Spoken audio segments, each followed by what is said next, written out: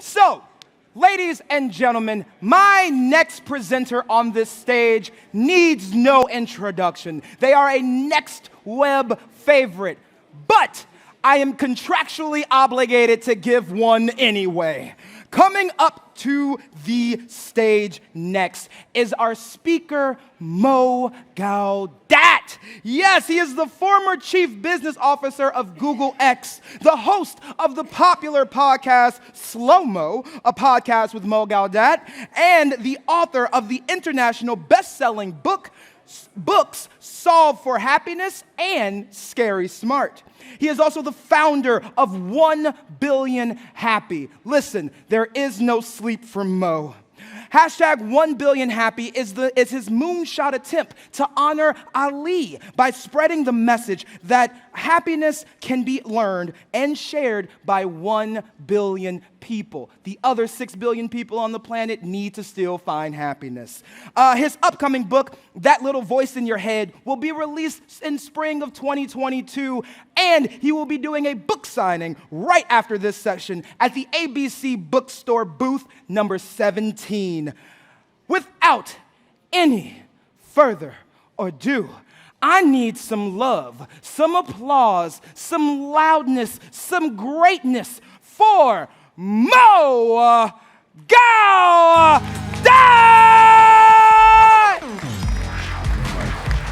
Yes! Thank you.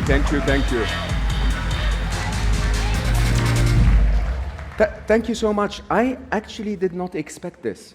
I have not prepared. I don't know what to say. I came to the Next Web last year, and because of COVID, the room was not this full. And so I was like, yeah, it's going to be 10 people. We're going to have a nice chat.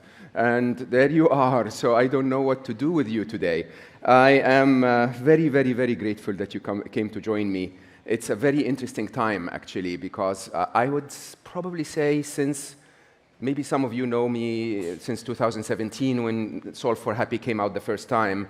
I actually think for the first time in my life, I feel that the mission is coming together, that we're actually really making traction, and that we're really getting to a point where we think that tiny group that we are, 4 people, are actually maybe we will have a chance by the end of our lives to reach 1 billion happy. So that's a very exciting time. Believe it or not, the part that really hit home and gave us a very serious boost is Slow Mo, my podcast. I don't know how many of you are listeners of Slow Mo. What are you people doing? Okay, so Slow Mo has been number 1 in well-being in the UK for the last 4 weeks. It's in the top 5 in Europe most of the time. And it is, it's the time of my day where I'm the student. I get tons of incredible teachers, like such wise people that come together and we just have a chat. So I ask the questions and I listen and learn, and we record it for everyone. But Slow Mo has really hit the momentum on the happiness mission. Books they keep coming. That Little Voice in Your Head, which what I'm going to talk to you about today, is my 3rd published. I have a 4th that's finished coming out early next year called Unstressable. And I have then one that's called Finding Love, which has proven to be very popular when I spoke about it on podcasts. I believe that love and relationships are one of the biggest reasons for unhappiness, sadly, in our modern world. So it's the economics of love and romance, out next year. And then I have Half Monk, which you may have heard about before. So I keep writing, but I have to say it's events like this and conversations on Slow Mo that have been gaining momentum.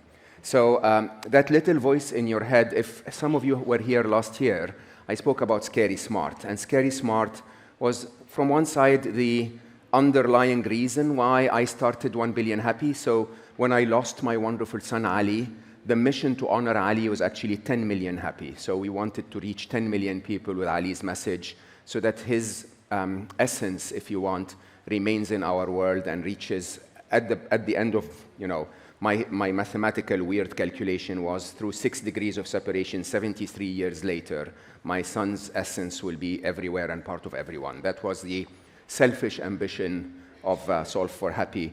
1 Billion Happy, however, was written because I believe that artificial intelligence is magnifying humanity in a way that if we don't magnify our true essence as humanity, which is We all want to be happy. We all have the compassion to make those we care about happy, and we all want to love and be loved. If we don't start magnifying those, then artificial intelligence will sadly magnify where we are today: selfish, narcissistic, egocentric, rude, which is what we see very, very often on social media.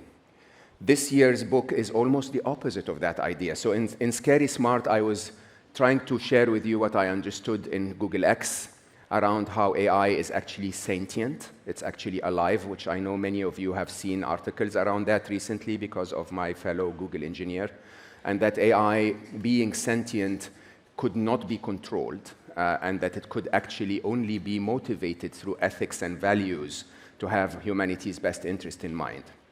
The opposite of that today is another very interesting observation. So that little voice in your head is a book that was triggered by the idea that we actually, that our brains are incredibly similar to our computer systems and our devices in many, many ways. I'll share with you a few now. And those ways make them programmable, just like our computers are. And that the problem for unhappiness in the world is driven mainly by bugs and mistakes in the way we code our brains. And that if I could show you how to code them correctly, you could actually avoid unhappiness and achieve a lot of success as a result. So that's the core of that little voice in your head. It's the opposite side, that AI is becoming like our human brains. That little voice in your head has always been like the computers we've built. And so I received a wonderful message on Instagram today from a reader that says, this literally feels like upgrading my brain. And that was the exact intention of the book, that I want to not upgrade, because your brains upgrade themselves all the time, but sort of direct where we want them to be upgraded, if you want. So I'll run you through it quickly. We're going to have a Q&A session in a room next door right after this. So I'll just use the time to run you through this very quickly, and then we go to Q&A there. Understand this. Understand that your brain is, like our computers, suffering from bugs and mistakes and wrong inputs and so on.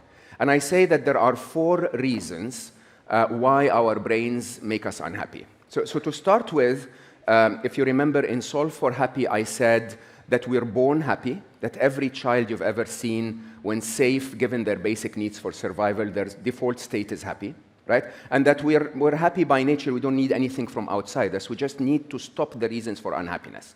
That if you don't become unhappy, your default state is happy. In that little voice in your head, I go a step further and I say, but by the way, it doesn't matter what happens in life. Nothing has ever made you unhappy until you've turned it into a thought and turned that thought in your head. And that thought is what made you unhappy. So, let's take a very prominent example. So many of us feel pain and hurt and anger about what's happening in Ukraine, right? It's true. It's, once you understand that innocent people are being killed, it hurts you, right? But if you assume for a second that we didn't have the internet, we didn't have media, we didn't have any way for you to know about it, you wouldn't feel unhappy. You wouldn't feel any negativity at all until you've run the thought in your brain. Okay? If I show up late to an appointment with you, say 5 minutes late, and you didn't have a watch, you didn't have a way of telling time, you wouldn't feel unhappy. Okay? It's the thought that makes you unhappy. It's you turning the event into something that runs in your head. Now, when we turn thoughts into something that runs in our head, we suffer what I call the 4 wrong modes of operation. Okay? Number 1, we allow the wrong inputs into our head. I'll come back to each of them in detail. We allow the wrong inputs into our head. The second is we have 3 defense systems that we overuse inside our heads. The third is we have 2 polarities for every single human in this room, straight, gay, man, woman, whatever your identification is. We have a polarity of the feminine and the masculine. And sadly, in our modern world, we've prioritized the masculine.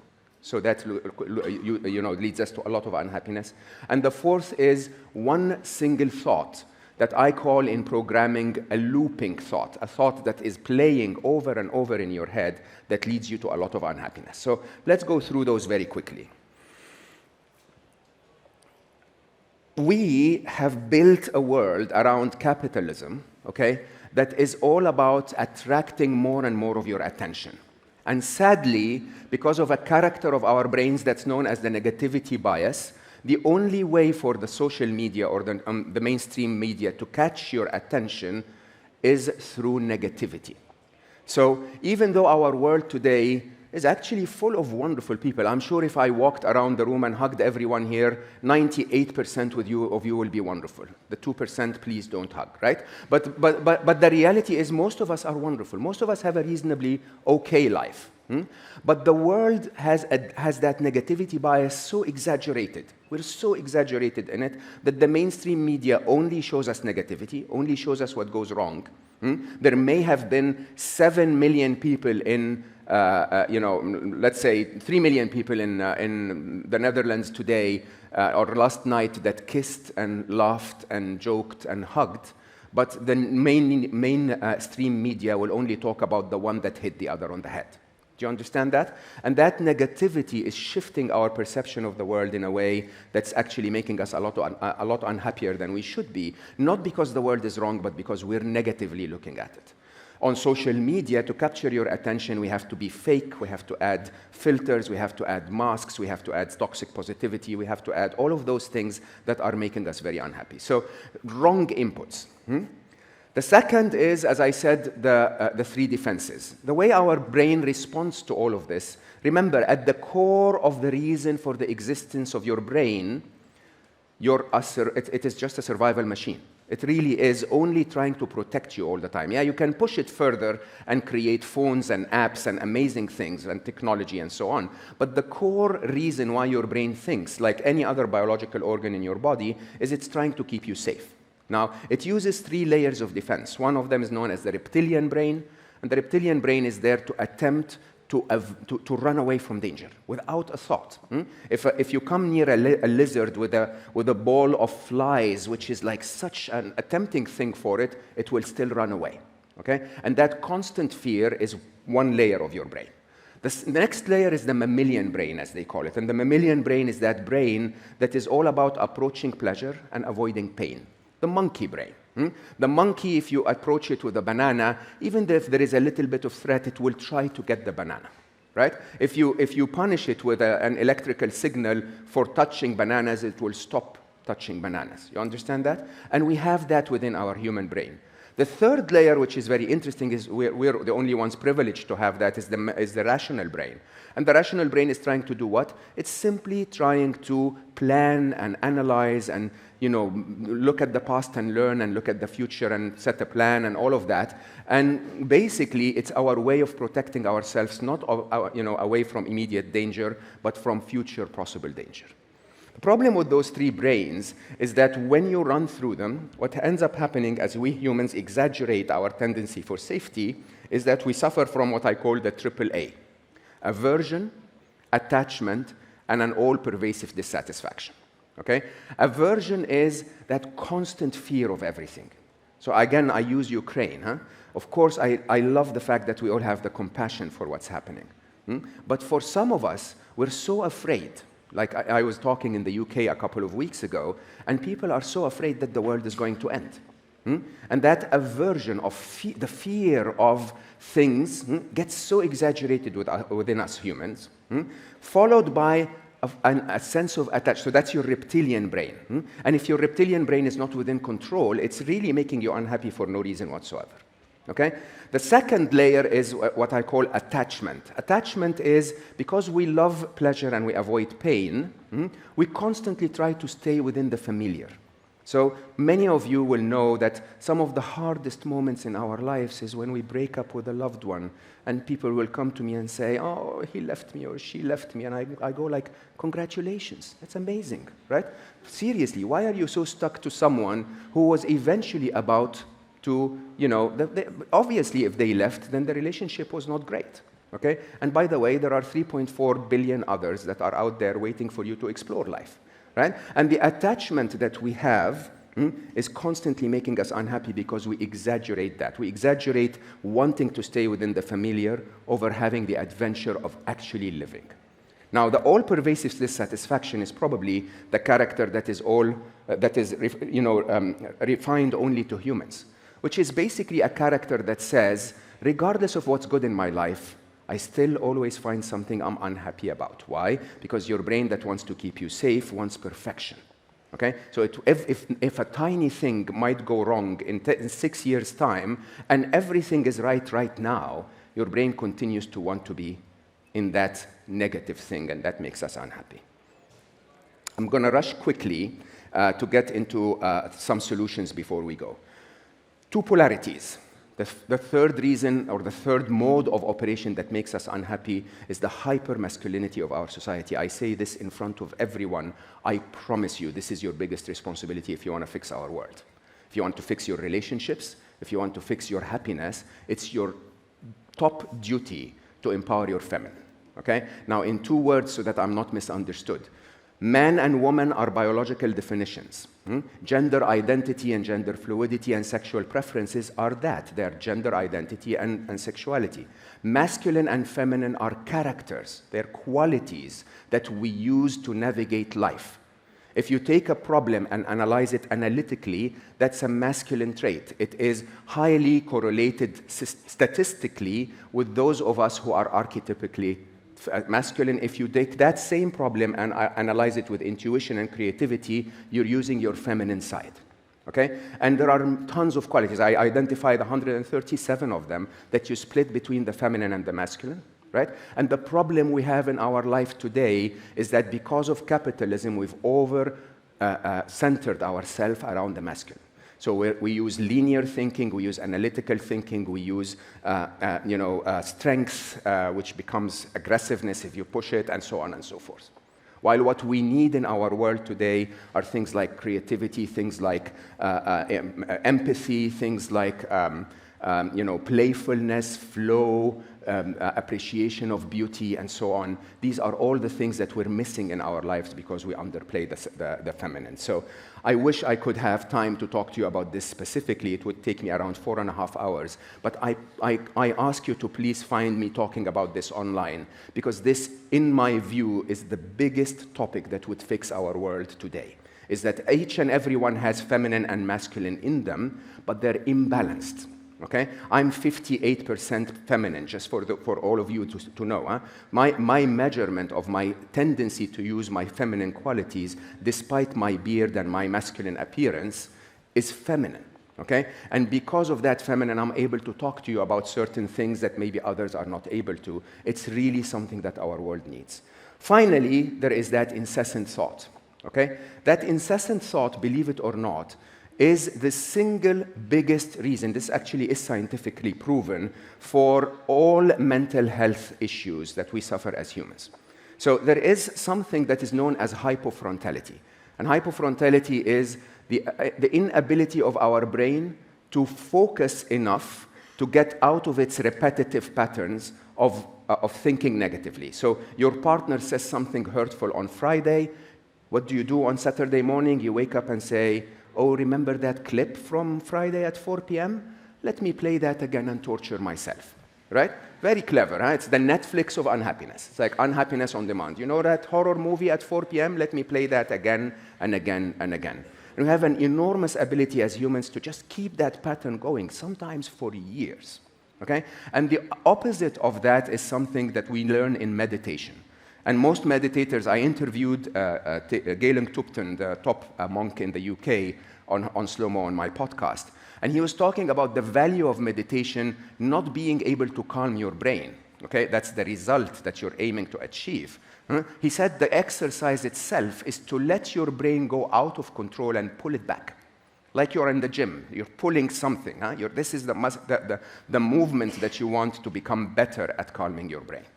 And the idea is that when you do that, you learn something that I define as deliberate attention. Deliberate attention is the ability to observe what's happening in your brain and simply slow it down, bring it down to calm. But believe it or not, that's not the objective, which is the biggest misunderstanding about meditation and happiness in the world today, in my view, is that we think that a happy brain is a brain that is silent, a brain that doesn't think. That's not at all true. Okay? I urge you, if your brain is thinking positive thoughts, to think away. Think as fast as you want. Think as much as you want. Okay? And that idea basically tells me that there are good thoughts. And if you can think those good thoughts, think as many of them as you want. Yes, use meditation to be able to learn to bring your brain to those thoughts, okay? To learn to have the muscle to control your brain. But when you can, don't just keep it silent. Think 4 thoughts. And the 4 thoughts are experiential thinking, so much in the feminine. Experiential thinking is, I'm going to experience the world inside me and outside me fully. I'm going to feel what my body is feeling, what my emotions are saying. I'm going to feel that you're paying attention through your body language. I'm going to feel that you're thinking about something. I'm going to completely be in the present moment and aware. This is the most useful thought you will ever have. And this is what we're deprived of by depriving ourselves of the feminine. The second useful thought is problem solving. Yeah, very masculine. Problem solving is, I'm going to analyze something, I'm going to get to a solution, I'm going to get it done. Remember, masculine doesn't mean man or woman. Every woman on earth is able to problem solve, but it's a masculine trait.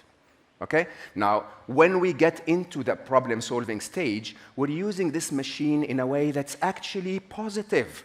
That's not only removing the unhappiness, but it's making the world better. The third, which is one of my favorite thoughts as an author, a creative, is flow. And flow is normally characterized as the artist and the tennis players and the piano player. These are the only people capable of flow. In that little voice in your head, I claim that this is not true at all. That every single one of us can be in flow almost all the time. You can be in flow when you're washing the dishes. And I give you very, very specific practical tips around how you can find flow when you're washing the dishes. And then finally, the biggest happiness thought out there is that thought of compassion and giving. Is the idea of, instead of me thinking about me only, if my brain is a survival machine, the ultimate hidden fact about survival for humans is we never survive alone. We only survive when the tribe survives. Okay? And one of the things that the modern world has deprived us of is the fact that the modern world took the responsibility of taking care of others, for having compassion of others. They took that to the system. They said the government will take care of others, the company will take care of others. It's not me taking care of you anymore. And what I'm inviting us to do in that little voice in your head in the closing is to say, go back to the nature of being human. Give others, care for others, invite them to care for you, because that useful thought will make us come back as a community and make us all happy.